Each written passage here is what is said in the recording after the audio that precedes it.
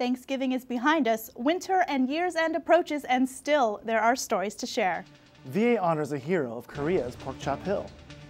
The Tampa VA Medical Center keeps on growing. And yes, this light is expensive and worth every penny. Those stories and more on this week's VA News.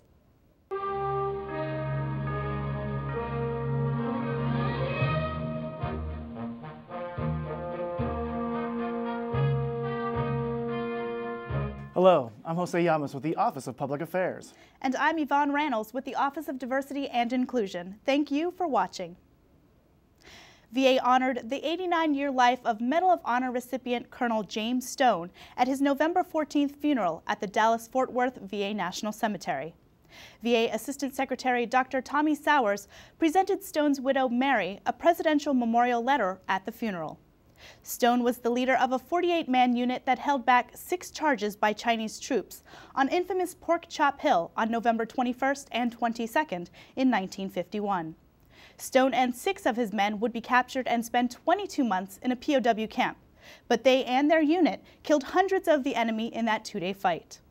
In 1953, President Eisenhower presented the Medal of Honor to the humble man from Arkansas who would go on to serve in Vietnam. Strong at the Broken Places, a photographic video multimedia project on the VA internet pages, remains a popular site for everyone to learn from veterans how to begin mending both physically and mentally. On the site, 12 veterans tell their own stories of coping and recovery and their struggle to return to civilian life. Here's another of those veterans.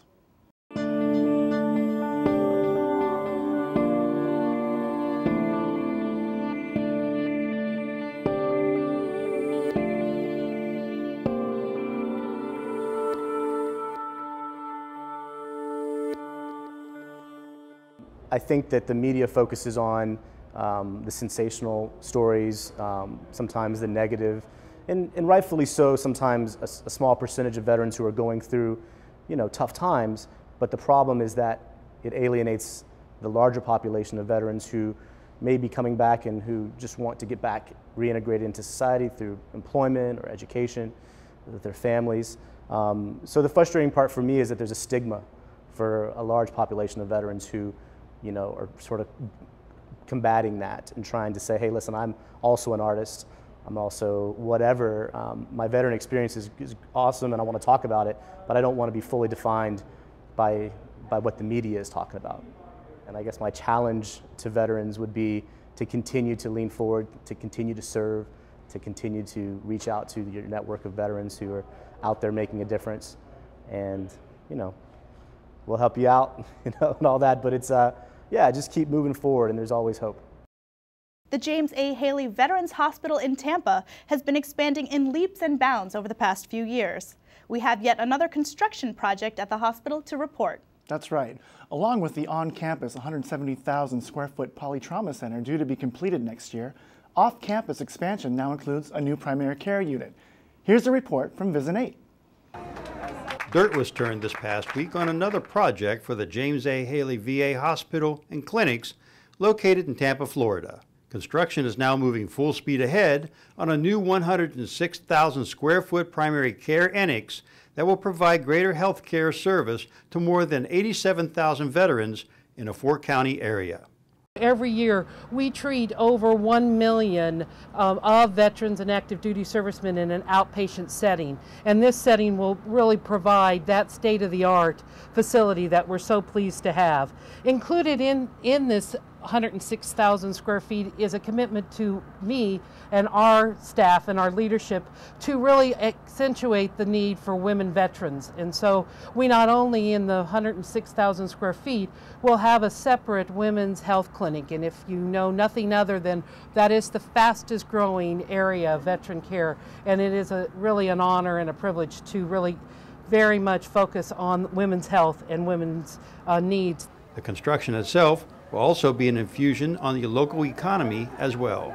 With over 75% of the construction dollars going to local businesses, both here in Tampa and in the greater Florida area. So we're very excited about that. It will hire over 40 construction and design firms which will take place and be a part of this, and employ hundreds of workers throughout the the term of the project. VA will lease the space from Duke Realty and fully occupy the building. Construction of the clinic is expected to be completed by February 2014. Reporting from Tampa, I'm Steve Hollingshead for VA News. It's the season of lights and giving, but the light this story is about is beautiful because it will literally give the gift of life year after year after year.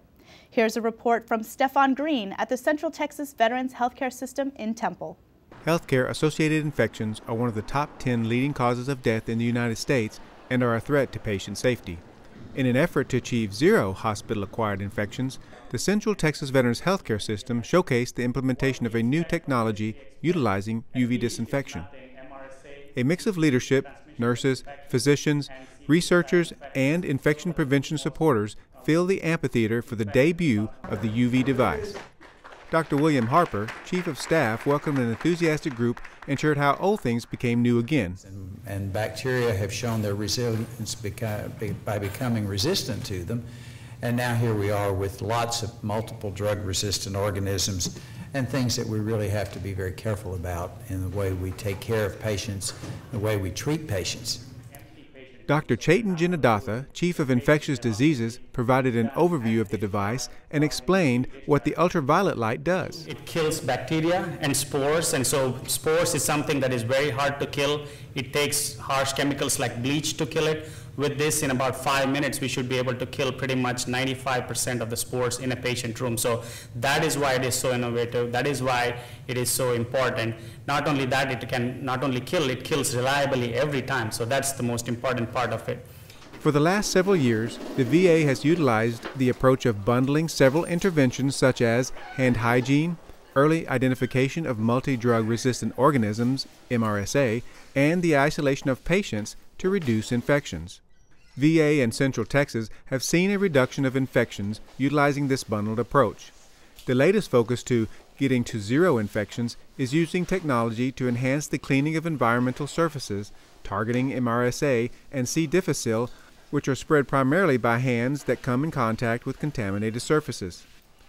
In particular, the high-touch surfaces such as bed rails, tray tables, and bathroom seats are the target of this initiative. A demonstration of safety features and how easily the machine is operated caught the interest of those who ventured into the patient unit. The device is placed strategically in the empty room after the room is cleaned by conventional methods. Bacteria and spores exposed to UV light are destroyed in a matter of minutes. This technology provides a reliable, reproducible standard of cleaning that manual cleaning alone is unable to achieve. UV light does not penetrate wood or glass, so the safety features, including motion sensors, provide a safe environment for staff and patients. Dr. Paul Hicks, Associate Chief of Staff for Research, foresees that the resulting data from using this device will improve the healthcare outcomes. Research these days wants a tangible outcome. They call it translational research. The ultimate in translational research is to take something that you're doing right now and seeing an outcome with a patient that shows improvement in care. Well, that's where we are with this equipment. We foresee this project providing evidence that using ultraviolet light can provide superior disinfection, especially when used on surfaces that are currently only cleaned manually. Ms. Karen Spada, Associate Director for Patient and Nursing Services, expressed her appreciation for the hard work in infection prevention by stating, "We have teams of people, which are all of you, that have made it appropriate, and we're ready for Dr. Jinadatha and R2D2, because we are going to absolutely be shining stars in the VA, and the best part is the people that are going to benefit are going to be our patients." So I couldn't be more proud and excited, and thank you very, very much.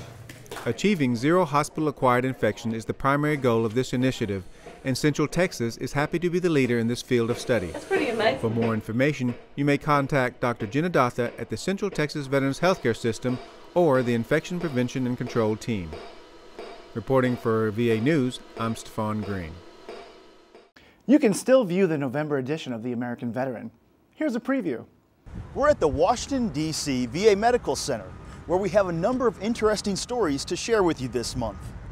We'll profile volunteer drivers who are bringing veterans to medical centers that are sometimes hundreds of miles away from home.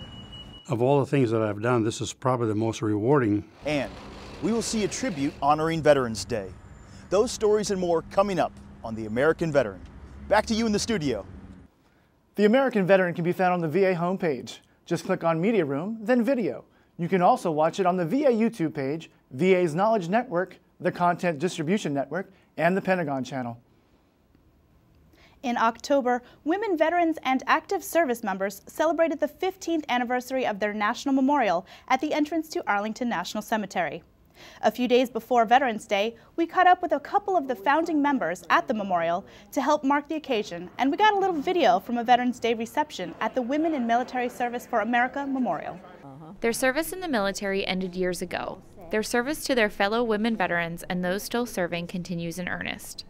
It is current women veterans, those in active service, and those who will serve in the future that has these two retired generals beaming with joy and eager to continue serving. Words cannot really adequately explain and describe what it feels like walking in this memorial, knowing this memorial recognizes and honors me for my service to this country and all the women veterans out there. I think it's one of the best things we've ever done for women because it tells a total story.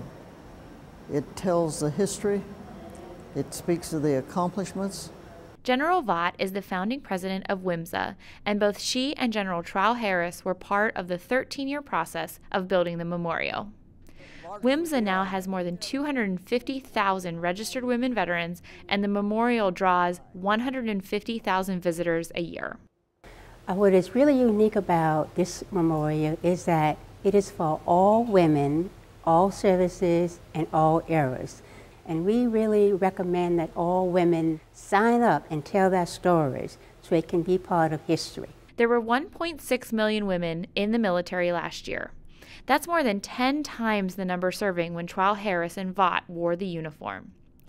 Women in the military are now assuming jobs that were for men only in the past, like fighter jet and attack helicopter pilots and staff officers on submarines. And they're in all professional areas, and they have an opportunity to compete for positions, for school, and for the ranks. It enables women to understand that it's been a movement, it's been progression, and that where we are today is far better than where we were yesterday. And where we will be tomorrow will be still better.